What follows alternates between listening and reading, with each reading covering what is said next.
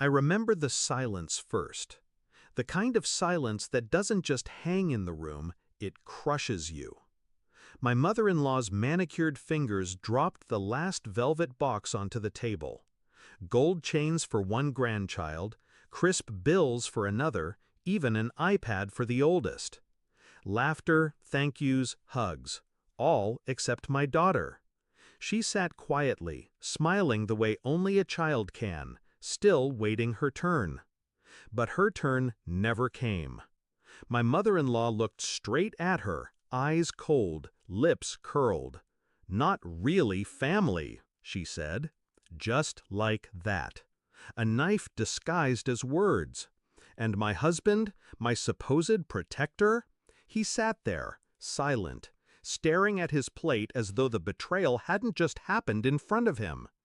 I wanted to scream, to flip the table, but I didn't.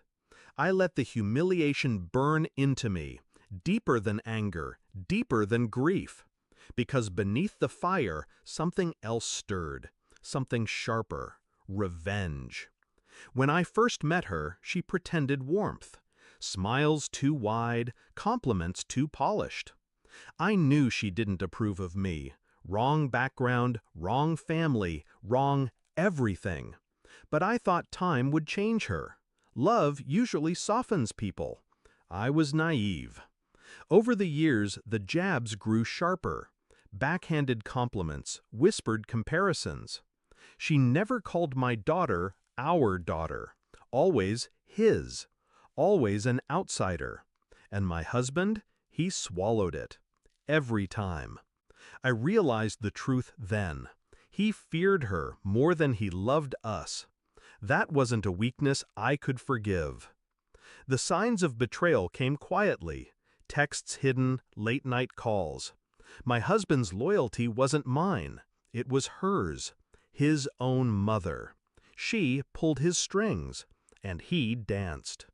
When I confronted him, he laughed it off. It's just how she is.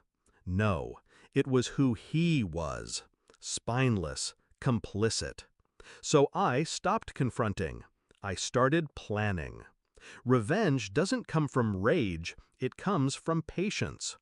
I built mine carefully, piece by piece. First, I gathered evidence. The finances she funneled through him, the inheritance games, the secret accounts. I documented every insult, every slight against my daughter. I wanted a record, not for court, but for something worse. Truth revealed at the perfect moment.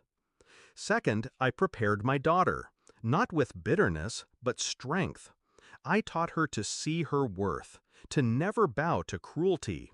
And one day, I gave her a small box. Simple, ordinary.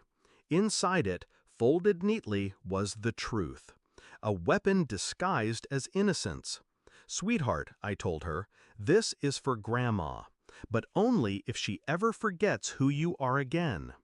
Only if she makes you feel invisible." My daughter nodded, serious beyond her years. She understood more than I ever wanted her to. And then it happened. The table full of gifts, the cruel words, my husband's silence, the sting I'd anticipated for years. But this time I didn't move. I didn't speak. My daughter did. She slid the little box across the table, her small fingers steady. Her voice carried across the silence like a blade. "Grandma, Dad told me to give this to you if you ever ignored me again." My husband's head snapped up, panic in his eyes. My mother-in-law frowned, confused, and opened it. Inside, photographs, printouts, notes. Every cruel word, every hidden transfer, every manipulation. Proof that her perfect son wasn't loyal to her. He was exposed by his own child. She screamed, a guttural sound, not from pain, but from recognition. Recognition that her empire of control had crumbled, and she had no one to blame but herself. The room erupted. Questions, accusations, my husband stammering excuses. The grandchildren stared wide-eyed, the family splintering in real time. And me? I sat back, silent, watching the fire spread exactly as I had planned. The beauty of revenge is that it doesn't always need blood or violence. Sometimes it's the unveiling, the mirror held up at just the right angle. My mother-in-law saw what she had created. A weak son, a fractured family, a child she tried to erase but who stood taller than all of them. My husband saw his cowardice displayed in front of everyone, undeniable. His silence had spoken louder than any defense. And my daughter? My daughter saw justice. Not the kind you beg for, the kind you make. After the screaming died down, after the family fractured beyond repair, I walked my daughter out of that house. The air outside was cool, sharp, freeing. She held my hand tight, but her smile told me everything I needed to know. We didn't need their gifts, their approval, their poisoned love.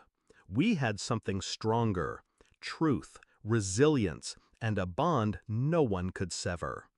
As we walked away, I whispered to her, "Sometimes the loudest revenge is silence. Let them drown in their own echoes."